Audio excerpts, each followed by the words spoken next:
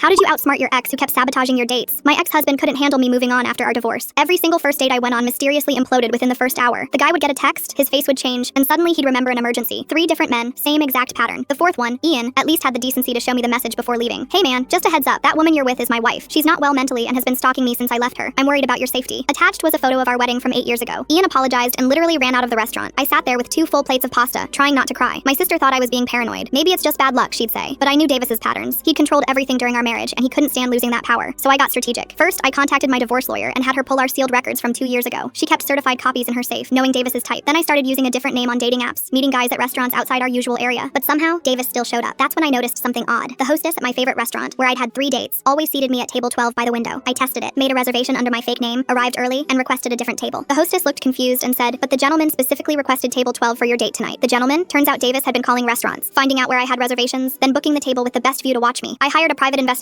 for 1 week. Best $800 I ever spent. He noted down Davis arriving at restaurants 30 minutes before my dates, sitting alone, watching, then making a phone call right when my date arrived. The PI got photos of Davis typing on a burner phone he bought specifically for this. We traced the number. It had sent 47 messages to different men over 3 months, all variations of the same lie. She's still my wife. She's unstable. She followed me here. She slashed my tires once. I have a restraining order pending. Each message carefully crafted to terrify these innocent guys. They also discovered Davis had created fake social media profiles using our old wedding photos, making it look like we were still together as recently as last month. He'd even photoshopped recent timestamps onto old vacation pictures. But something beautifully unexpected happened. His mother Janet called me crying one night, saying she needed to show me something. Davis had been bragging to his family group chat about protecting random guys from his psycho ex-wife. He'd sent screenshots of my dating profiles with captions like, "Time to save another victim," and "She really thinks she can replace me, LOL." His own brother had responded, "Dude, you've been divorced for 2 years. You're insane." Janet had screenshots of everything, including Davis admitting he'd hired someone to hack into my email to see restaurant confirmations. She was horrified and wanted to help. "I didn't raise him to be this kind of man," she kept saying. Armed with everything, I orchestrated the perfect confrontation. I knew Davis had a new girlfriend, Brianna, and they'd be at his company's anniversary gala. Janet helped me get a ticket. I didn't go to confront him directly. I did something better. I found all 47 men he'd contacted and created a group chat. 12 of them agreed to show up. We didn't plan anything aggressive, just their presence. When Davis saw Ian walk in, his face went white, then Yosef, then Kenny, then 9 more men he'd scared away from me, all wearing the same burgundy pocket square, all nodding at him knowingly. His new girlfriend kept asking who they were. Davis was sweating, stumbling over words. Then Ian walked up, polite as ever. "Davis, right? Thanks for the warning about your ex-wife. Until we all realized you've been stalking her for 2 years. Brianna, you should probably know your boyfriend spends his evenings following his ex-wife to restaurants." Brianna's face changed completely. The other men just stood there, letting their presence speak volumes. Davis's boss overheard everything. His mother, who was also there, walked over and handed Brianna the screenshot folder. "You deserve to know who you're dating," Janet said loudly enough for everyone to hear. Davis tried to leave, but Brianna grabbed his arm. "2 years? You told me she was the obsessed one." Freak. The room was watching. His carefully crafted image crumbled in front of everyone who mattered to him. The restraining order I filed the next day was just the cherry on top. 3 years of protection, and everyone already knew why. The best part? Ian reached out the next day, mortified about running out on me. "Can we have a proper first date? We've been together 8 months now."